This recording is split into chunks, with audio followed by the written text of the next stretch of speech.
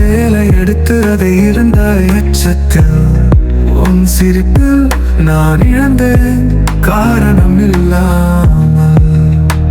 அழகான பவானை உன்னை வரைந்த பார்வை என் இதயத்தை திறக்கின்றது சுகமான வரலாறு.